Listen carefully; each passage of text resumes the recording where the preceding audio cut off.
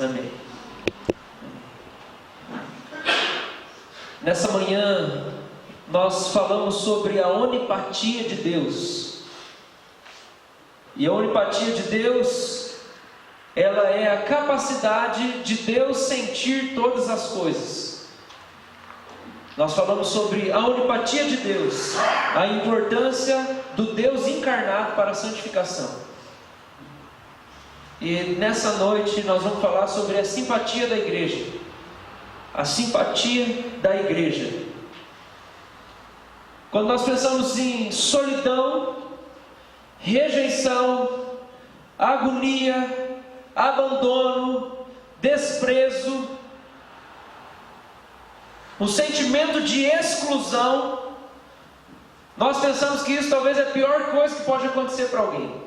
Pior do que faltar comida, pior do que faltar a roupa que a gente quer, talvez pior do que tudo. E quando você fala com os moradores de rua, muitas vezes é isso que eles dizem. Ó, comida nós temos, passar frio não tem problema, passar fome a gente fica às vezes até um dia sem comer, ou dois e tal, não tem problema. Mas o ruim é como as pessoas nos tratam e olham para nós. Talvez a pior dor da alma do ser humano é o sentimento de abandono, de solidão, de rejeição, de exclusão. É sentir que você não é mais bem-vindo, você não é mais bem-quisto. É sentir que não é mais o seu lugar. Talvez isso é um dos motivos pelos quais a igreja perde tanta gente. Eu não quero falar de nenhuma igreja específica, mas de uma maneira geral a igreja de Jesus. A gente perde tanta gente porque nós não sabemos lidar com as pessoas que tropeçam. E muitas vezes essa é a maneira como a gente reage diante do erro, do pecado delas. A gente transmite um sentimento de rejeição, como se elas não fossem mais bem-vindas, porque isso ou aquilo foi realizado por elas. Elas tropeçaram, vacilaram, já era. Você não é mais bem-vindo, você não precisa falar isso, mas é um semblante, é um olhar meio cruzado assim, é uma palavra, é uma falta de cumprimentar, é a falta daquele calor, daquele jeito que era antes. Traz aquele sentimento de abandono, de agonia. Talvez não existe nada pior, não existe dor pior para o homem do que a dor da rejeição, do desprezo, de se sentir desprezado, principalmente por alguém que nós esperamos a aceitação e o acolhimento. E nós podemos olhar para Jesus e saber que foi isso que ele sentiu na cruz, o desprezo. Jesus se sentiu totalmente desprezado pelo Pai na cruz, e nós sabemos isso, porque foi isso que ele disse quando ele estava lá, e o salmista escreveu isso: Deus meu, por que me abandonaste?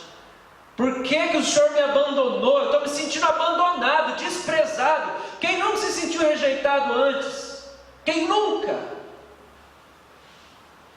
Inspirado numa conversa que eu tive essa semana, eu decidi que era isso que eu ia compartilhar com a igreja no dia de hoje, que era falar um pouco sobre como Jesus me encontrou, o jeito que eu estava quando Ele me encontrou. E quando eu penso de como Jesus me encontrou, não faz muito sentido para a minha família ou para algumas pessoas à minha volta, porque alguns sentimentos só existem dentro de nós, e as pessoas do lado de fora não conseguem fazer a leitura do sentimento. E quando eu penso de como Jesus me encontrou, eu penso na minha infância, e eu penso no meu crescimento, e eu penso como desde pequeno eu sempre me senti muito rejeitado, desde o colégio, com os meus apelidos e com as brincadeiras sobre o meu jeito, sobre o meu corpo, sobre o meu cabelo que era ruim, sobre a minha pinta, sobre isso, sobre aquilo, e aquela depreciação e o bullying. E desde pequeno aquilo machucou meu coração. E eu me lembro, porque eu cresci no interior e eu estudei com as mesmas pessoas, dos 4 anos aos 14 anos. Ou dos 3 aos 13. Então eu cresci com as mesmas pessoas, porque a gente tinha um colégio particular, acho que ensino fundamental, educação infantil até ensino fundamental, nem sei se é esse o nome mais, mas educação infantil e ensino fundamental. Era um colégio particular na cidade, e então depois tinha um outro colégio particular do ensino médio.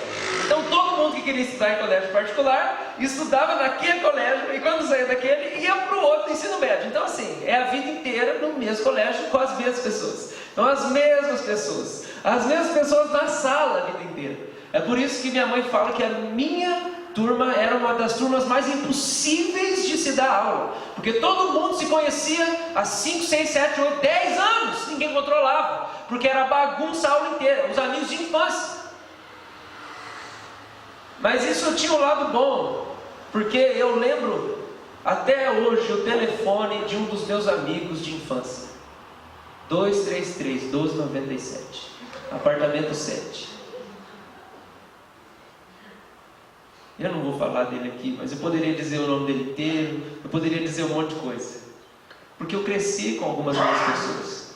E uma das pessoas que eram os meus melhores amigos, um dos meus melhores amigos, foi alguém que nós brincamos junto na construção daquilo que seria um lugar da família dele.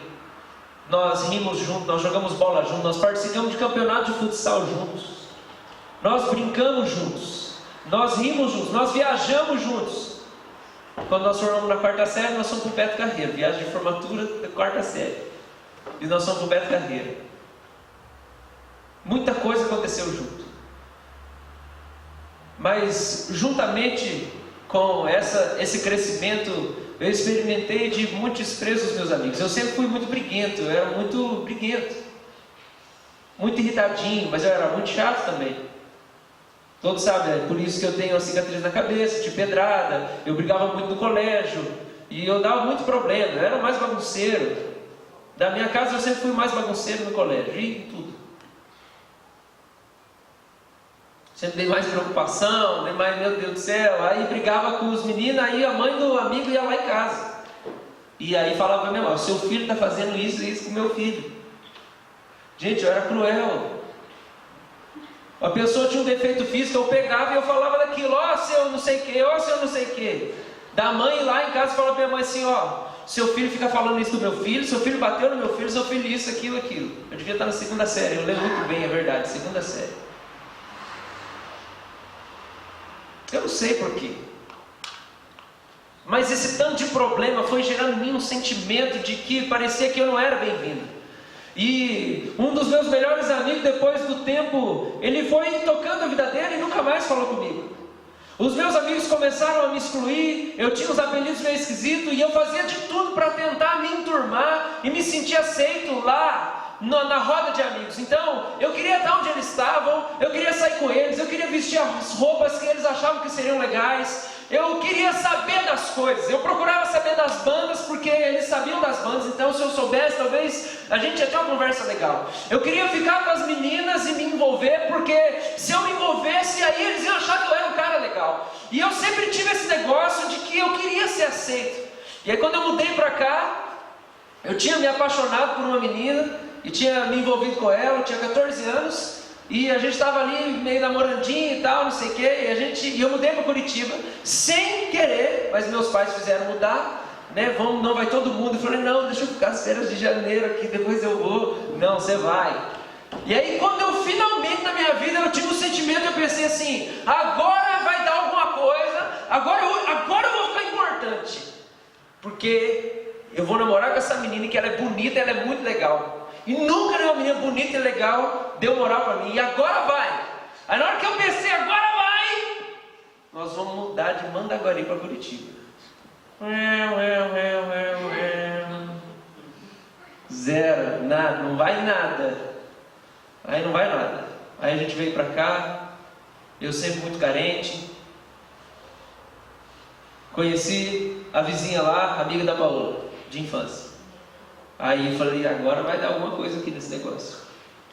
A gente saiu junto algumas vezes, ia no apartamento dela, não sei o que, falou: um negócio que tá bacana, essa menina é interessante. Eu vou ser aceito agora. Agora eu vou ser amado, agora eu vou ser importante, porque essa menina é legal, porque não sei o que, porque ela gosta das coisas que eu gosto. Aí minha mãe: não, você vai no retiro. Você vai no retiro. Não, mãe, não quero ir. Não, você vai, não sei o que, porque você é bom, não sei o que. Aí vou pro retiro, me converto. Aí eu chego, volto para casa da menina lá, quebro tudo o CD, começo a chorar, falar da Bíblia lá, eles acham que fizeram uma lavagem cerebral na minha cabeça. Acabou. Aí entrei para a igreja, amo todo mundo que fez parte dos meus primeiros anos de convertido na igreja. De verdade, não tem mágoa nenhuma. Mas entro para a igreja, quem que eu sou? Eu sou o D90, ou 90. Por quê? Porque eu sou um cara que nasceu do ano 90. Eu nasci em 1990. E ninguém mais tinha nascido em 90. Tinha um cara lá, mas ele estava meio assim, com quem tinha nascido em 95. Era amigo do Lucas, inclusive. O Celso.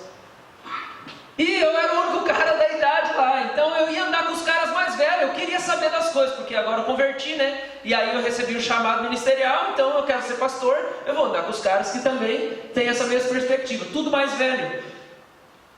O Tiagão até hoje ele fala assim para mim: cara, eu não sei como é que você gosta da gente, de tanto que a gente maltratava. Porque você ficava no nosso pé, e a gente maltratava toda hora, e te cortava, e isso, aquilo, outro. E aí eu pensei: mas que caramba! É a vida inteira assim, eu não consigo ser aceito, eu me sinto desprezado onde eu vou, estou tentando me incluir na roda de amiga, e aí muda. Aí quando muda, eu falo: agora sim, não, agora converte. Aí quando vai para a igreja, você agora não vai também, porque os caras não querem saber, porque eu sou novo demais. O negócio não dá certo para mim, o sentimento de rejeição sempre foi muito forte dentro de mim. E foi exatamente nesse momento que Jesus começou a mudar tudo na minha vida, porque eu não tinha nada, queridos, eu não tinha nada. Meu sentimento de invalidez completa, eu sou um zero, eu sou um lixão, ninguém quer saber de mim. Foi aí que Jesus me pegou, foi no sentimento de rejeição e abandono, desde a minha infância, do meu crescimento. E aí quando eu converti, falei: então beleza, agora tem uns caras legais, pessoal muito amoroso, muito carinhoso, como eu nunca tinha conhecido na vida. Mas chega uma hora que você acostuma com o amor, e você só começa a reparar nos problemas, nos defeitos. E aí quando eu comecei a me sentir rejeitado, às vezes acabava o culto na sexta, no sábado à noite, o pessoal saía, não me chamava, não me levava, eu ficava, gente, teve vezes, eu trabalhava, eu ralava lá, eu arrumava os cabos de som, eu arrumava os negócios do louvor, e guardava, e mexia as cadeiras, eu falava: eu vou servir na parada, e eu servia e fazia de tudo lá. E eu lembro que teve uma noite que acabou o culto, eu ajudei a desmontar todos os cabos, e guardar as coisas, e guardar instrumento, e eu não era do louvor, eu fiquei 9 meses só assistindo ensaio de louvor, não podia, porque eu era novo na parada, os caras não tinham confiança em mim. Então eu só assistia ensaio e ajudava. Quando acabou, todo mundo falou assim: não, nós vamos no Carivaldo, vamos comer no Carivaldo, vamos lá não sei aonde, vamos no Pitbull comer o cachorro quente e tal. Era o Pitbull que tinha ali, por aqui. Aí eu acabo de guardar tal, quando eu vou ver, cadê? Ninguém. Todo mundo foi e deixou 90. Eu falei: não acredito, não ficou nem, eu fiquei arrumando os negócios que não era nem meu. Eu não acredito que me largaram aqui sozinho. Fiquei muito triste, fui embora para casa chorando. A gente morava lá na Getúlio Vargas, e eu fui embora aquelas 14h04 chorando, falando: Jesus, ninguém gosta de mim. Jesus, ninguém quer saber de falar comigo. Jesus, ninguém se importa comigo. Eu sou um rejeitado mesmo, eu não presto. Jesus, ninguém quer saber de mim. E aí naquela noite Jesus falou comigo assim: se ninguém te chama para nada, eu te chamo, vai para o quarto orar. E naquele momento eu comecei a me sentir movido por Deus e entender que Ele era o único e verdadeiro consolador que eu vou ter nessa vida aqui. Então o Senhor foi preparando o meu coração desde a minha infância. E aquilo que mais me machucou desde a minha infância foi o sentimento de rejeição. E não é à toa, porque o profeta é o cidadão mais rejeitado dos 5 ministérios. Dos 5 ministérios que o Senhor Jesus deixou, o profeta é o cara mais rejeitado. É só a gente olhar para as histórias do Antigo Testamento. Então às vezes eu me pego em situações da minha vida onde eu penso: Senhor, eu acho que eu estou fazendo tudo que o Senhor está pedindo para eu fazer, mas por que eu me sinto tão sozinho, Senhor? E aí eu olho meu passado e eu vejo, não é de hoje esse negócio. Desde o meu nascimento, o Senhor está me preparando para viver o ministério, para viver o serviço que Ele tem preparado para mim. E o sentimento de rejeição é um sentimento que eu conheço muito bem. E para alguns parece que esse negócio nunca vai terminar. Mas eu queria dizer nessa noite que o sentimento de rejeição, de abandono, de agonia, de desprezo, queridos, ele foi morto, ele foi dominado, domesticado através da morte de Jesus. Porque a morte, em todos os seus aspectos, foi engolida pelo sacrifício de Jesus. E não é só a morte física que nós vamos ressuscitar, mas é a morte emocional, é a morte espiritual, é a morte intelectual, onde o Senhor nos dá sabedoria, onde o Senhor nos dá o seu amor, onde o Senhor nos dá vida, onde o Senhor nos cura. Todo tipo de morte foi engolida através da cruz de Cristo. E o desprezo e a rejeição também. O Senhor Jesus se entregou para abolir o isolamento do homem de Deus e a solidão infinita da sua alma. O Senhor Jesus se entregou para abolir, de uma vez por todas, o isolamento do homem de Deus. O homem estava isolado de Deus. E o Senhor Jesus se entregou para abolir a solidão infinita da alma. O desespero do homem, nas palavras de Soren Kierkegaard. A cruz de Cristo dominou o desprezo. Nós temos que entender isso. Toda desgraça foi domesticada pela cruz de Cristo. Ele domesticou a morte afetiva. E Ele vai nos fazer, queridos, mais relacionais. E Ele vai nos modelar para uma vida com mais satisfação emocional. E vai nos tornar pessoas mais dóceis com o tempo. O Senhor não quer só nos redimir da morte espiritual e da morte física, mas também da morte afetiva. O Senhor quer dar vida para os nossos sentimentos e para o nosso coração. E o alvo do Senhor Jesus é quebrar a muralha espessa que existe ao redor do nosso coração. Existe uma muralha da China em volta do seu coração. Alguém tem dados aí? Quantos metros de espessura tem uma muralha aí dessas cabreiras? Mas é bastante. 6 o quê? 6 carros de largura. Essa é qual muralha que é essa? Da China. Caraca, meu. 6 carros de largura. Eu acho que daqui dessa muretinha até do outro lado da rua, mais ou menos. 6 carros de largura. É a muralha.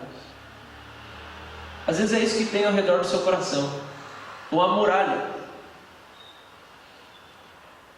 Por quê? Por que essa muralha foi erguida? Por causa do seu pecado, mas por causa das feridas que você sofreu. E o Senhor Jesus, Ele quer derrubar essa muralha que existe ao redor do nosso coração, para que nós possamos ser tocados pelo que acontece à nossa volta. O Senhor quer nos tornar pessoas que sejam, eu não achei outra palavra, tangíveis. Tangível é um negócio que dá para tocar. O Senhor quer que nós sejamos tangíveis, que nós sejamos pessoas dotadas da capacidade de sentir as coisas. O Senhor quer nos dotar da capacidade de sermos afetados pelas coisas, derrubar a muralha da China em volta do nosso coração. O Senhor quer nos dar sensibilidade. Ele quer fazer isso conosco. Ele quer que nós sejamos pessoas que sentem, porque o seu maior desejo é fazermos como Ele, certo? E como que Ele é? Ele é afetividade. Ele é sentimento. Ele é amor. Deus é emoção. E o seu chamado para nós, queridos, presta atenção em nome de Jesus. Nós somos chamados de maneira geral para seguir o Senhor Jesus e Ele ser o nosso mestre e o nosso Salvador. Mas nós também somos chamados de uma maneira específica para exercermos uma função dentro do corpo de Cristo. Então todo mundo aqui tem 2 vocações. Sua vocação de ser discípulo de Jesus e a sua vocação de fazer alguma coisa bem específica dentro do corpo. O seu chamado para seguir Jesus e o seu chamado para exercer uma função dentro do corpo de Cristo fará com que no fim da sua carreira você seja parecido com Ele. Ele não está só procurando prestação de serviço, mas Ele preparou um negócio para você se empenhar, para que enquanto você vai fazendo, o seu coração vai se tornando mais sensível. Nós vamos notar o final do chamado do apóstolo Paulo. Quais foram as últimas palavras de Paulo, queridos? Você sabe quais foram as últimas palavras de Paulo? Está aqui, ó. Está aberto na sua Bíblia. A última carta de Paulo foi 2 Timóteo. Logo depois ele foi martirizado. Ele foi martirizado em 67 depois de Cristo, com 62 anos. Paulo, com 62 anos, foi martirizado. E as últimas palavras dele estão em 2 Timóteo 4, do 9 ao 18. Olha o que ele diz: procura vir ter comigo depressa, porque Demas, tendo amado o presente século, me abandonou e se foi para Tessalônica. Crescente foi para a Galácia, Tito para a Dalmácia. Somente Lucas está comigo. Toma contigo Marcos e Trácio, pois me é útil para o ministério. Quanto a Tíquico, mandei até Éfeso. Quando vieres, traze a capa que deixei em Trode, em casa de Carpo, bem como os livros, especialmente os pergaminhos. Alexandre, o latoeiro, causou-me muitos males. O Senhor lhe dará a paga segundo as suas obras. Tu, guarda-te também dele, porque resistiu fortemente às nossas palavras. Na minha primeira defesa, ninguém foi a meu favor. Antes, todos me abandonaram. Pela segunda vez ele fala isso. Que isso não lhe seja posto em conta. Misericórdia. Seja o Senhor me assistir. Mas o Senhor me assistiu e me revestiu de forças, para que por meu intermédio a pregação fosse plenamente cumprida, e todos os gentios a ouvissem, e fui libertado da boca do leão. O Senhor me livrará também de toda obra maligna, e me levará salvo ao seu reino celestial. A Ele glória pelos séculos dos séculos. Amém. Vai ter mais um finalzinho. Essas são as últimas palavras do apóstolo Paulo. Qual é a marca desse discurso final de Paulo? O que ele virou depois de... Se Paulo se converteu com mais ou menos 25 anos, ele morreu com 62, ajuda na conta aí. 37 anos de ministério? O que Deus fez com Paulo em 37, 8, sei lá, anos de caminhada? Qual é a marca desse texto? Primeira coisa que ele fala: vem comigo depressa, estou sentindo sua falta. Depois o que ele diz é: Demas me abandonou, eu fui abandonado. Depois ele fala: toma Marcos e traz comigo. Paulo se tornou alguém extremamente sensível e relacional. De alguém extremamente duro e difícil de se relacionar, porque ele era um homem violento e assassino. E também depois ele leva um ranço dessa ira para dentro do ministério. E a gente sabe que ele briga com Pedro. A gente sabe que Paulo briga com João Marcos, que vai escrever o Evangelho de Marcos. Paulo é um briguento. Ele não consegue se relacionar com as pessoas. Ele briga, mas não consegue manter a paz. Ele fala assim: Barnabé, não vou com você se João Marcos for, então sai todo mundo. E aí Paulo vai e junta com Silas. Ele tem uma cisão no meio da missão. Mas aí no final, ele chega aqui no versículo 11 e fala assim: somente Lucas está comigo. Toma contigo Marcos e traz ele para mim. Paulo se tornou alguém sensível. Paulo se tornou alguém relacional. Verso 14: Alexandre me causou muitos males. Ele está falando: eu sou afetado, eu fui afetado, eu quero dizer das minhas emoções. Ninguém está comigo, eu fui abandonado. Verso 16: ninguém está a meu favor. E aí ele fala assim: fulano me abandonou. E aí ele diz no versículo 16 que isso não seja posto em conta. Ao mesmo tempo que ele sente a dor, ele responde com misericórdia. Ele fala: eu sofro, mas eu não quero gerar isso de volta. Paulo se tornou alguém extremamente afetivo, queridos. Não menos íntimo de Deus, mas alguém afetável. E isso é algo que o Senhor quer fazer conosco. O Senhor quer nos tornar pessoas sensíveis. O Senhor quer tornar a igreja sensível. Mas por que o Senhor quer nos tornar igrejas sensíveis? Igreja sensível para sermos simpáticos a Ele. O Senhor quer nos tornar pessoas sensíveis, afetáveis, para que nós sejamos simpáticos a Ele. Quando eu falo simpático, eu falo no sentido etimológico da palavra. E a palavra simpático, simpatia, vem do latim simpatia, que é comunhão de sentimentos. No grego é a capacidade de sentir o mesmo que outros, de ser afetado pelos sentimentos alheios, positivos ou negativos. A palavra sim significa junto, mais patos, sentimento. Ser simpático é sentir junto. Ser simpático é comunhão de sentimentos. Ser simpático é ter a capacidade de sentir o mesmo que outras pessoas sentem. É a capacidade de ser afetado pelos sentimentos alheios, sejam eles bons ou sejam eles ruins. Isso é o significado da palavra. O jeito que a gente usa ela hoje não é esse, mas esse é o significado da palavra. O Senhor quer nos tornar pessoas simpáticas a Ele, porque, queridos, o Senhor quer restaurar a humanidade do homem. Ele quer restaurar a nossa humanidade. Como nós falamos hoje de manhã, não existe nada mais divino do que sentir, porque Deus é amor. E não existe nada mais humano do que sentir, porque o homem é dotado de emoção. Só que as nossas emoções foram corrompidas pelo pecado. E o Senhor quer restaurar a nossa humanidade, e restaurar as emoções, e restaurar um coração sensível que consegue perceber o que está acontecendo à nossa volta. O Senhor quer nos dar um coração que não é mais de pedra, mas é um coração de carne.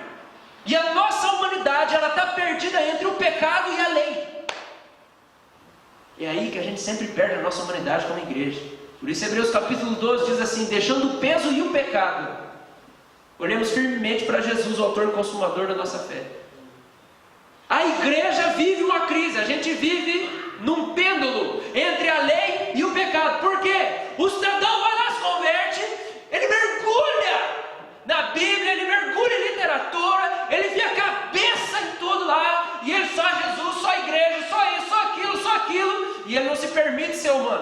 ele sente alguma coisa ruim, ele não tem vergonha de falar, não sinto nada, tudo bem, glória a Deus, aleluia, não acontece nada comigo, agora eu sou uma pessoa nova em fora, não tenho emoção, eu sou de Jesus, eu sou de Jesus, eu sou de Jesus, eu sou de Jesus, eu sou de Jesus. Irmão Lázaro, compra o CD, muito bom, aleluia, glória a Deus.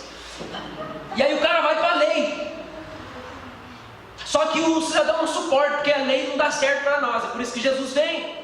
E aí quando o cara vai para a lei, o Espírito Santo começa a ministrar para assim: sai dessa neurose, meu filho, quem vai santificar você sou eu, não é só a dedicação maluca perfeccionista. Aí o cidadão fala assim: então eu vou dar uma liberada aqui. Aí o cara vai pro pecado, e aí daqui a pouco ele está perdido no pecado, e ele fala assim: nossa, parece que eu achei que eu era livre, agora o negócio voltou tudo de novo. Aí você vê a igreja sempre entre a lei e o pecado. A humanidade do homem está perdida entre o pecado e a lei. E entre o pecado e a lei tem uma coisa só, é o Evangelho de Jesus. Então, a resposta para a nossa humanidade nem é a gente liberar geral e fazer tudo que a gente tem vontade de fazer, como algumas linhas psicológicas vão dizer. Então faz tudo o que você quer, porque igreja é repressão, não sei o que é repressão. Filho, depois que o Espírito Santo entrou dentro de você, eu quero ver você conseguir pecar. Quero ver você pecar e ficar de boa. Então vai, libera geral lá, pode ir. Eu garanto que você não vai aguentar. Vai dar uma agonia dentro de você aí, filho. Você não vai conseguir.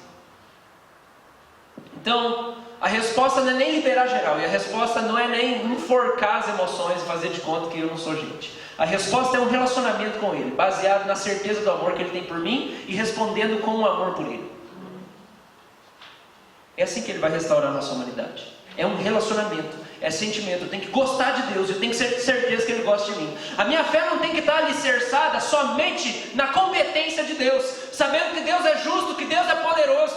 Mas a minha fé tem que estar alicerçada na afetividade de Deus, tendo certeza que Deus sente algo por mim, e por isso Ele nunca vai me deixar. E isso é um relacionamento. A humanidade nossa vai ser restaurada assim. E o Senhor quer restaurar a nossa humanidade. Ele quer quebrar a muralha da China em volta do nosso coração. E eu quero dizer que todos que são chamados por Jesus passam pela experiência da solidão. Por quê? Porque a experiência da solidão, do abandono, da rejeição, é o único jeito eficaz de quebrar essa muralha dentro de nós. Porque não existe gente que não sinta na hora que se sente sozinho e abandonado. Não interessa o quão durão o cara seja, não interessa quão difícil, quão decidido, quão determinado, quão teimoso ele seja. Na hora que ele sofre, ele chora e ele tem tristeza. E esse é o jeito do Senhor acessar a nossa afetividade, trazer ela de volta para fora. Quando a gente não sente nada, quando a gente está endurecido pelo pecado, quando a gente está endurecido pela lei. Quero ler um texto com os irmãos em Números 11. Abre lá a sua Bíblia, em Números 11.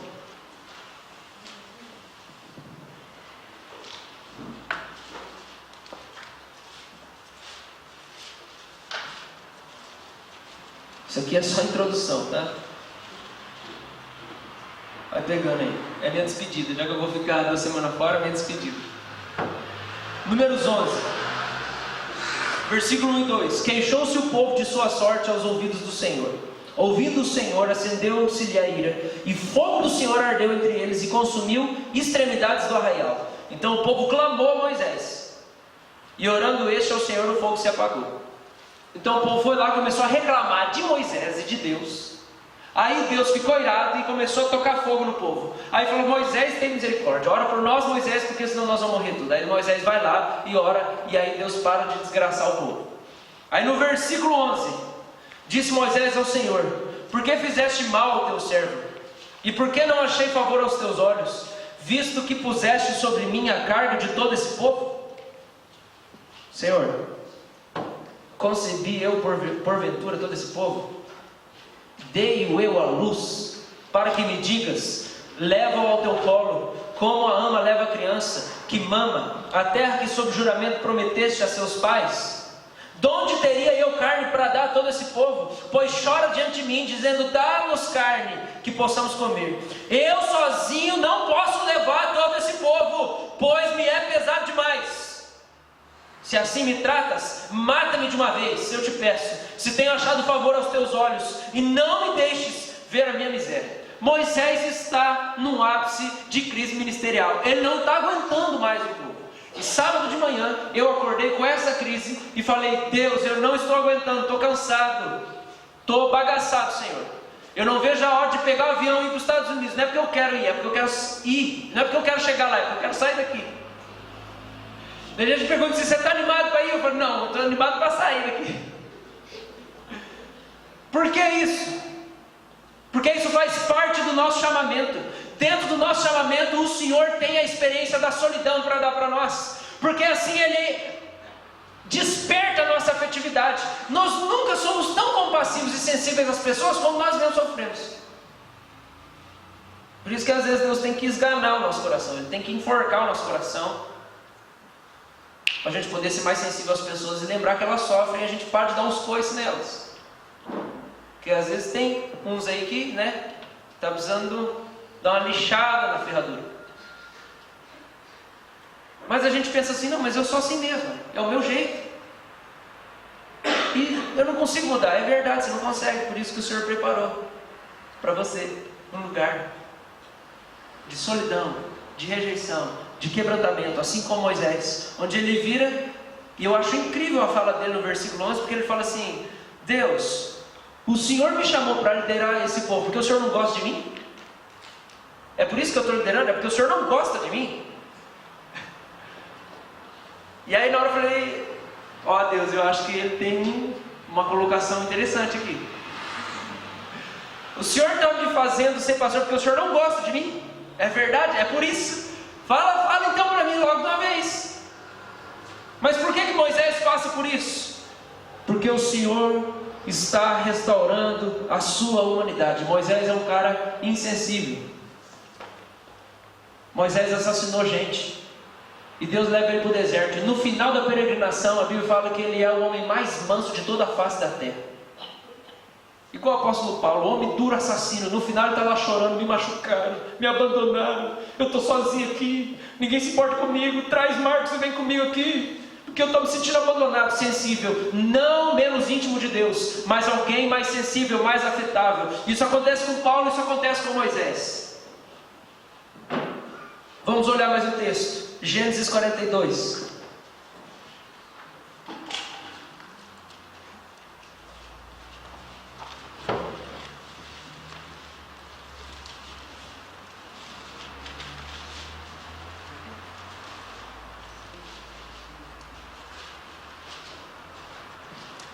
Gênesis 42. Você já entendeu o que Jesus está falando com você, né? Amém? Já, né? Você está perguntando por que você está sofrendo? Ai Deus, por que eu estou sofrendo? Olha lá, ele preparou um sermão para te explicar por que você está sofrendo. Então, anota tudo aí. Não vai dizer que ele não fala com você. Gênesis 42. Todo mundo sabe a história de José? José é rejeitado pelos irmãos desde pequeno. A gente sabe isso. A gente viu esses dias o pastor Paulo Júnior Borges contando a história de um jeito mais engraçado lá. Mas é basicamente isso. O pai dele, Jacó, tem duas mulheres, Raquel e Lia. Ele é o único filho de Raquel, que é a mulher que ele gosta de verdade. Então ele é o filho preferido de Jacó. Os irmãos têm ciúmes dele, vão lá e vendem ele como escravo e falam para o pai que na verdade ele morreu.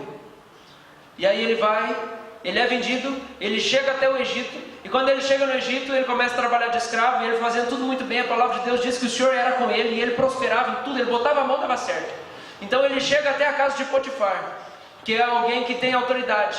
E ele começa a cuidar de todas as coisas. A Bíblia diz assim que Potifar confiava tanto em José, que ele não sabia nem mais que nada acontecia na casa dele, não sabia de mais nada. Ele tinha certeza de que José tinha competência, ele tinha confiança em José. José pode cuidar de tudo, eu não quero saber de nada mais na minha casa, eu só quero usufruir. E aí um dia a mulher de Potifar chega lá e se ensinou para José e dá em cima dele e fica a roupa não sei de quem na mão de não sei de quem lá. José sai correndo porque ela queria deitar com ele. Ela insiste muitas vezes. A Bíblia diz que ele era muito bonito e forte. Caraca, esse José era, viu? Quebrar o pescoço da mulher.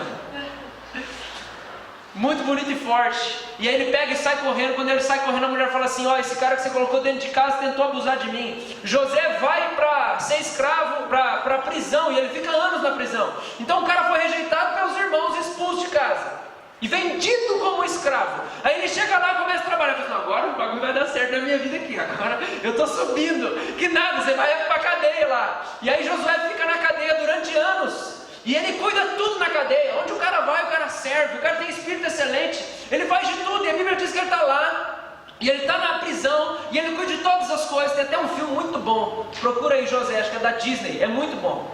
Eu sou apaixonado por esses dois filmes, o José e o Príncipe do Egito, que é a história de Moisés. Inclusive é muito interessante, estou falando deles aqui agora. Aí o que acontece?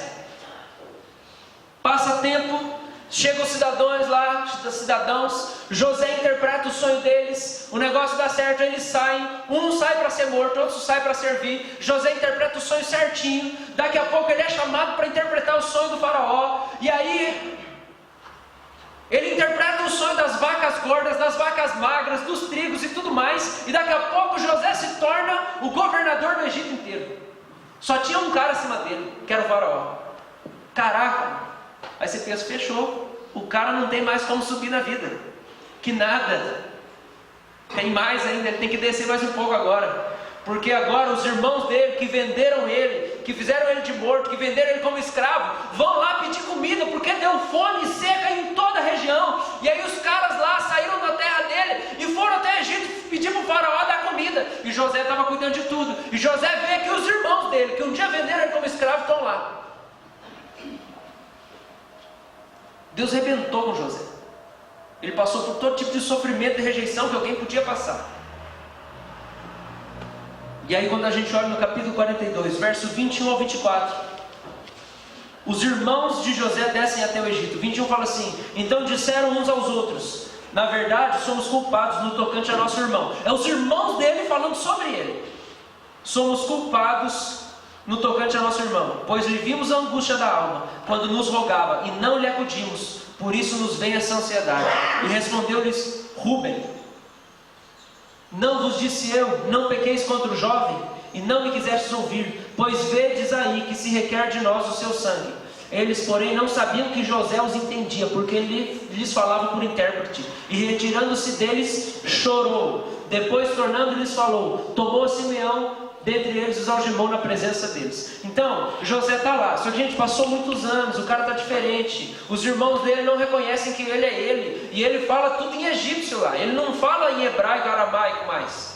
Então eles não sabem que ele é José, mas ele está lá ouvindo, entendendo tudo, e a Bíblia diz que ele ouve a história, ele sai de canto, ele chora. Capítulo 43, verso 29 e 30.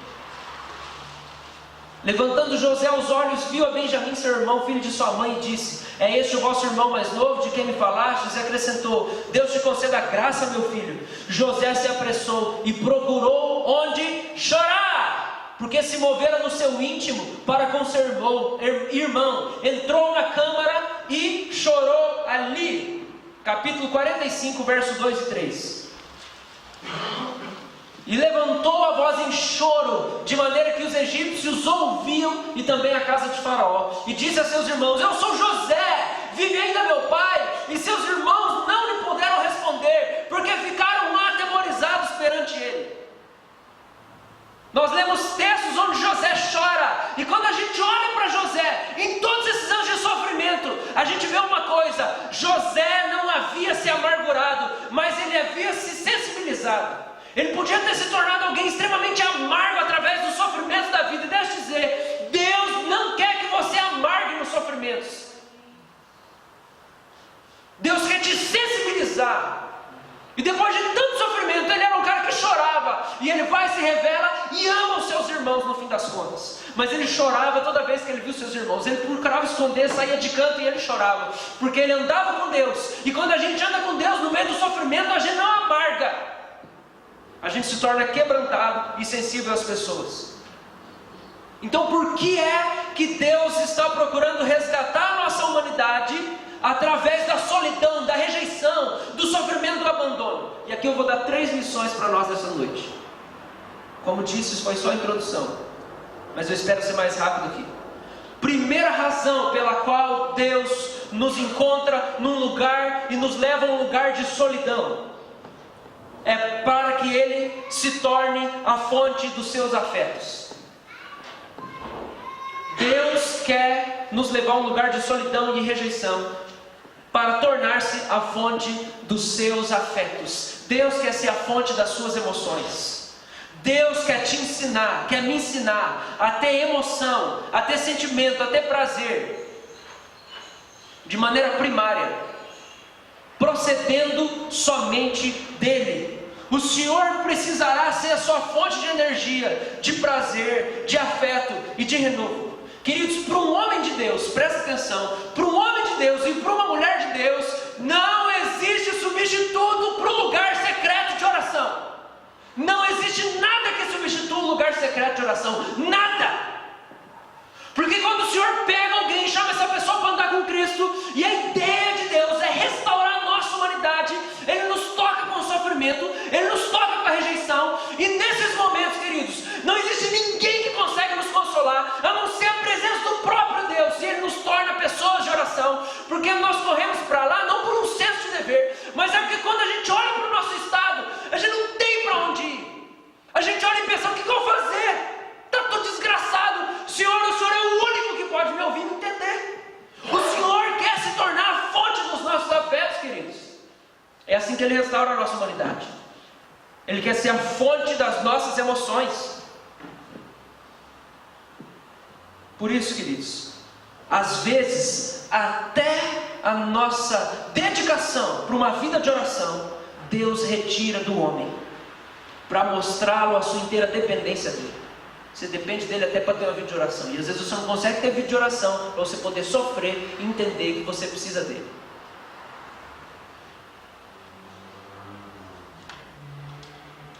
Charles Spurgeon, príncipe dos pregadores. Eu quero ler algumas coisas que ele fala sobre isso. E ele diz assim: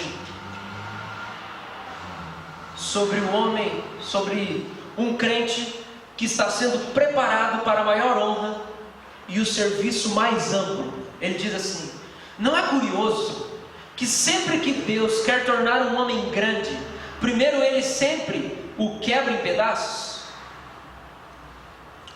Houve um homem a quem Deus quis tornar um príncipe. Como Ele fez isso? Deus se encontrou com ele certa noite e lutou com ele. Bem, atrevo-me a dizer que ele lutou, mas não foi Jacó o principal lutador. Lutava com ele um homem até o romper do dia. Gênesis 32, 24. Deus tocou a coxa de Jacó e deslocou a junta da coxa antes de chamá-lo de Israel. Isso é, príncipe de Deus. A luta esgotou todas as suas forças, e quando ficou totalmente sem forças, Deus chamou Jacó de príncipe. Esse é o seu modo costumeiro de agir. Deus o deixa faminto antes de alimentá-lo. Ele o desnuda antes de vesti-lo. Ele não faz nada com você até antes de fazer alguma coisa com você. Deus não faz nada com você antes de fazer alguma coisa com você. Por que assim? Primeiro porque se Deus os tornará muito úteis, Ele precisa ensinar-lhes a orar. O homem que é um grande pregador, mas não consegue orar, não terá um bom final. A mulher que não consegue orar e é designada para lecionar em uma classe de escola dominical, já chegou a um final ruim. Se vocês conseguirem ser grandes sem oração, sua grandeza será uma ruína. Se Deus quiser abençoá-los grandemente, Ele os fará orar grandemente. Em segundo lugar, o homem a quem Deus honra grandemente, deve sempre crer em Deus quando estiver no fim da sua capacidade. Vocês nunca chegaram no fim da sua capacidade? É fácil confiar quando vocês podem confiar em si mesmos. Mas quando não podem confiar em si mesmos, quando estão inteiramente exaustos, quando seu espírito desce abaixo do zero, no frio do desespero total, então é hora de confiar em Deus. Se esse é o seu caso, vocês têm as marcas de um homem que pode conduzir o povo de Deus e confortar outras pessoas. Em terceiro lugar, para maior utilidade, muitos homens de Deus devem aprender a estar sozinhos. Olha à minha direita e vê, pois, não há quem me reconheça, nenhum lugar de refúgio, ninguém que por mim se interesse, diz o salmista. Houve muitos bons homens ao redor que disseram para Martinho Lutero, no tempo da reforma: fique quieto, Martinho, você será queimado se não segurar a sua língua. Mas Lutero respondeu: posso ficar sozinho se for preciso, e estou feliz em ter meu mestre e meus companheiros comigo. Mas se ninguém for para o céu comigo, eu lhes direi adeus, e irei para o céu sozinho, pela graça de Deus e de seu Filho amado. Mais uma vez, o homem a quem Deus abençoará deve ser um homem que tem prazer somente em Deus. Se vocês tiverem aprendido a alegrar-se no Senhor, Ele fará o que deseja o seu coração. Até que vocês façam muito de Deus, Ele nunca fará muito de vocês. Deus nos livre de ter nosso quinhão nessa vida, pois se tivermos, não estaremos entre o seu povo. Aquele a quem Deus usa deve aprender a ter compaixão pelo pobre povo de Deus. Se o Senhor quiser abençoá-los, irmãos, e torná-los úteis em sua igreja, Ele os provará. Metade, talvez 90% das provações dos ministros de Deus não são enviadas a eles por sua própria causa. Eles são enviadas para o bem de outras pessoas. Então, queridos, por que é que nós passamos pelo sofrimento? Porque é o jeito de Deus resgatar a nossa humanidade. Para Deus restaurar a nossa humanidade, Ele precisa se tornar a fonte dos nossos afetos. Então não tem jeito, não tem jeito. Você vai experimentar rejeição, vai ter que ser assim. Você vai ter que se sentir sozinho, mesmo namorando, mesmo casado, mesmo no ministério, mesmo com companheiros, mesmo tendo amigos. Vão ter momentos que vão ser desse jeito. Deus teve que lutar com Jacó para depois transformar ele num príncipe. É assim que tem que ser. Amém? Você está com o coração aberto para receber o que Deus tem para fazer, para Ele resgatar a sua humanidade, para Ele te encher de sentimento e de emoção santa, de emoção viva, de emoção alegre, do fogo, do amor, da graça, da paz que vem da parte dele. Você está pronto? Segunda coisa, por que o Senhor faz a gente passar pelo abandono, pela rejeição? Ele faz isso para torná-lo simpático a Ele. O Senhor quer tornar você simpático a Ele. Lembra o que é simpático? Sentir junto, comunhão de sentimentos. É ter a paixão e o sofrimento compartilhado, que vem da parte de outra pessoa. Então o Senhor quer nos tornar simpáticos a Ele. Queridos, Ele não quer só, presta atenção aqui, em nome de Jesus, presta atenção. Ele não quer só que a gente busque as nossas emoções nele, mas Ele quer que depois de estarmos nutridos com as nossas emoções que vieram dele, Ele quer que nós sejamos sensíveis às emoções que Ele tem, para que nós possamos nos relacionar com Ele, não meramente para receber algo, mas para a gente ter compaixão do próprio Deus.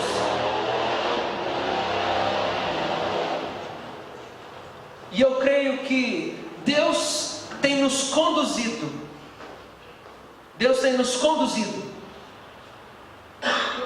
para descobrir uma nova base para o arrependimento. Porque, queridos, se nós, como falei hoje de manhã, se nós não vamos mais nos arrepender, porque nós temos medo de Deus e porque nós nos sentimos ameaçados por Deus, porque toda a condenação já se foi, por que é que nós vamos nos arrepender na nossa vida dos nossos pecados? Se não é porque nós temos medo dele, por que é que nós vamos nos arrepender? Só pode ser porque quando nós olhamos para o que o nosso pecado faz com ele, nós nos simpatizamos com ele. Nós olhamos para as emoções que o nosso pecado gera em Deus, para o sofrimento que o nosso pecado gera em Deus, para, como Paulo diz, para a tristeza que o nosso pecado gera no Espírito Santo. Nós olhamos para o sofrimento de Deus, porque Deus tem emoção, porque Deus sente, porque Deus sofre. E quando nós olhamos para o sofrimento de Deus, nós nos simpatizamos com Ele, nós temos emoções. Jonathan Edwards escreve um tratado sobre os afetos religiosos, e ele escreve um livro falando sobre as emoções santas, e ele fala assim: nossa religião depende muito dos afetos. Quem negar isso pode muito bem jogar fora a Bíblia e adotar outra lei para julgar as naturezas da religião. A essência de toda religião cristã reside no amor santo, nesse afeto divino, e na disposição habitual de buscá-lo encontra-se o fundamento e os frutos de tudo que constitui a verdadeira fé.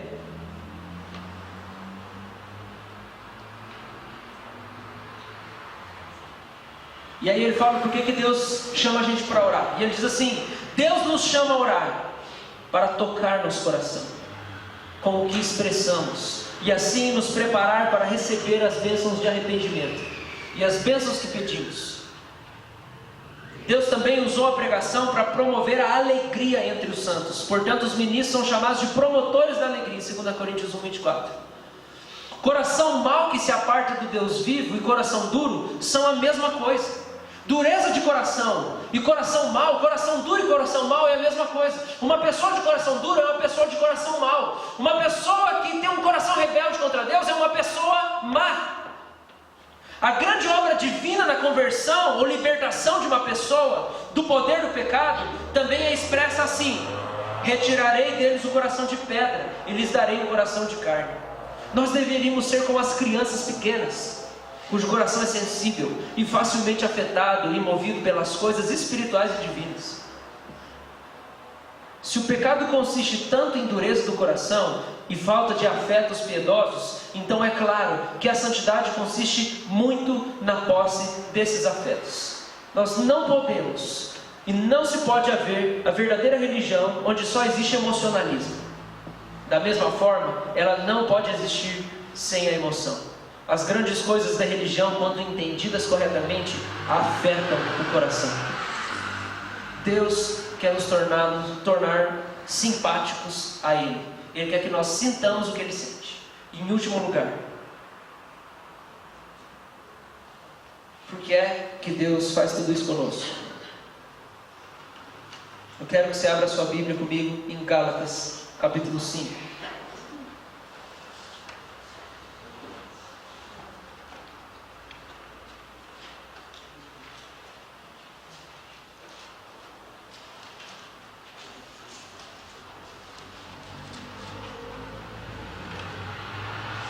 Antes de lermos Gálatas, eu vou ler o trecho de um artigo de Abraham Heschel, um holandês que fala sobre as emoções de Deus e as emoções do servo de Deus, o profeta. Porque o terceiro motivo pelo qual Deus nos faz passar pela rejeição e nos sensibiliza é para tornar-nos simpáticos às pessoas. Então, o primeiro é porque Ele quer se tornar a fonte das nossas emoções. Em segundo lugar, porque Ele quer que nós sejamos simpáticos a Ele, sensíveis a Ele, ao que Ele sente, porque Ele sente. E em terceiro lugar, é porque Ele quer que sejamos simpáticos às pessoas. Ele quer que nós sintamos o que as pessoas sentem. E Abraham Heschel diz assim: eis, portanto, a base da teologia profética, o lado da experiência profética, que diz respeito à objetividade da presença de Deus na vida do profeta. O lado subjetivo dessa experiência é a resposta do profeta à presença de Deus. Isso é a simpatia. O profeta responde ao patos, que é, como falei hoje de manhã, você não deve usar isso, fazer o quê? Você procura no YouTube. O profeta responde ao patos divino, testemunhando, transmitindo, anunciando. Ele sente os sentimentos de Deus. Ele reage ao patos com uma simpatia por Deus. O profeta se abre ao cuidado e preocupação divinos, comungando-os em experiência e sofrimento por Deus e pelo mundo. A dor de Deus é a sua dor. Sua comunhão com Deus é compaixão por Deus e sintonia com a transitividade do amor divino pela humanidade. A simpatia o torna guiado não por seus próprios sentimentos, mas pelos sentimentos de Deus. Na resposta simpática ao patos, ele estabelece com o outro uma relação pessoal, pois este é encarado como realidade transcendente e acessível por meio da afetividade. A simpatia é a resposta do profeta à inspiração e correlativo à revelação.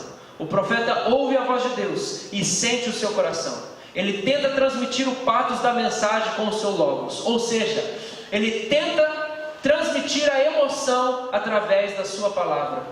Como um mensageiro, sua alma transborda, falando como se o fizesse a partir da plenitude da simpatia.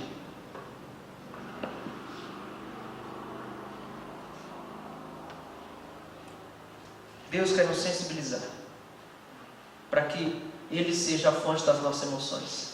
para que nós sintamos o que Ele sente e para que nós sintamos o que as pessoas sentem. Porque, queridos, isso é amor. Nisso consiste o amor. No fato de que um Deus tão grande, infinito, sublime, tão poderoso, se sensibiliza com o vermezinho de Jacó.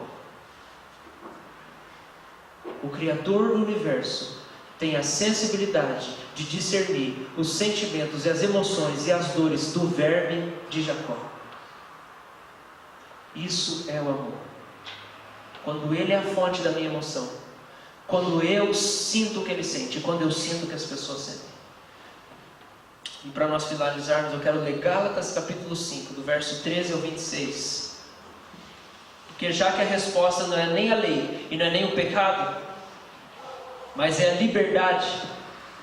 Gálatas 5, 13 vai dizer assim: porque vós, irmãos, fostes chamados à liberdade, porém não useis da liberdade para dar ocasião à carne.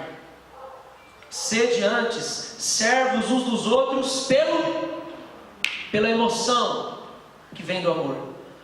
Porque toda a lei se cumpre em um só preceito, a saber, amarás o teu próximo como a ti mesmo.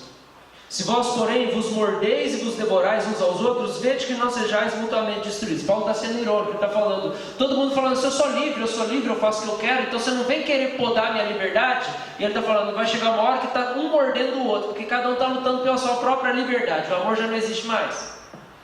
Verso 16: digo, porém, andai no Espírito, e jamais satisfareis as concupiscências da carne.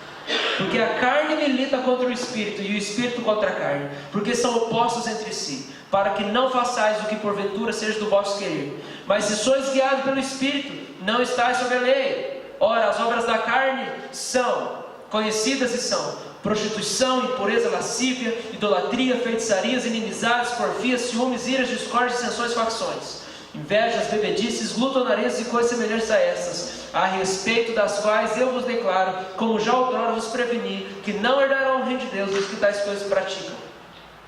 Mas o fruto do Espírito é amor, alegria, paz, longanimidade, benignidade, bondade, fidelidade, mansidão, domínio próprio. Contra essas coisas não há lei. Os que estão em Cristo Jesus crucificaram a carne com as suas paixões e concupiscências. Se vivemos no Espírito, andemos também no Espírito. Não nos deixemos possuir de vanglória, provocando uns aos outros, tendo inveja uns dos outros. Paulo diz assim, nós somos livres. Como que a gente vai saber que a gente anda na liberdade? Então tá, vou dizer, muito fácil. Quando você estiver praticando isso aqui, prostituição, lascívia, bebedismo, você não está no Espírito, você está na carne, você está em pecado. Então ele diz, eu vou reafirmar, nós somos chamados para a liberdade, nós somos chamados para a liberdade, nós somos chamados para termos a nossa humanidade restaurada, para vivermos de maneira humana. Mas você quer saber quando você está vivendo a sua verdadeira humanidade? Vê se na sua vida tem alguma coisa que está nessa lista aqui. Então eu quero dizer para você, você não está vivendo o Evangelho, você está em pecado. Mas a obra do Espírito, primeiro a liberdade, libertação. Se você está sendo liderado pelo Espírito, o fruto do Espírito é isso, é o amor, paz, alegria. Queridos, uma coisa que a gente precisa entender, as primeiras 3 coisas que o apóstolo Paulo fala sobre o fruto do Espírito são emoções, sentimentos, amor, alegria e paz. Alegria é o que? É um sentimento. Alegria não é uma coisa que você faz, paz não é uma coisa que você faz, é um sentimento. E amor começa com o sentimento que leva até uma postura, amor, alegria e paz, e o restante é só consequência dos sentimentos. Essas 3 coisas fundamentam a vida no Espírito. Então, se não existe esse sentimento, não existe a vida no Espírito. E o que eu quero dizer aqui para a gente encerrar nessa noite é que o nosso relacionamento com Deus não é vivo se não tem emoção. Ele vai nos levar para momentos de dor, de sofrimento, de rejeição, de abandono, para quebrar a nossa dureza e a nossa insensibilidade, para que nós nos tornemos pessoas cheias de emoção. Para que Ele se torne a fonte das nossas emoções, para que nós sejamos sensíveis às emoções dEle, e para que nós sejamos sensíveis às emoções das pessoas. Essa é a simpatia da igreja, que significa sentir junto, comunhão de sentimentos. E por que Deus quer fazer isso com a gente? Porque Deus é emoção, Deus é sentimento, Deus é afetividade, Deus é amor. Amém, queridos?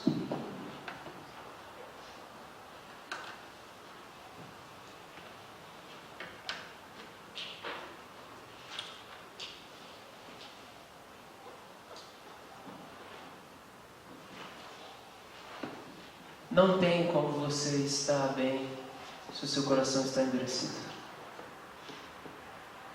Você pode tentar dizer para si mesmo, para a sua consciência: está tudo bem comigo, está tudo bem comigo, eu estou bem, está tudo legal. A prova disso é como está o seu coração. Você sabe o que é paz e você desconhece paz. Você sabe o que é alegria e você desconhece alegria. Deus manda a gente cantar, porque isso mexe com as nossas emoções. E porque Ele usa a música para gerar emoções em nós. Por isso, nada melhor no final dessa mensagem do que a gente buscar de Deus a restauração do nosso coração, a restauração das nossas emoções. E se o seu coração está duro, meu filho, eu quero dizer para você, isso não é o que Deus tem para você.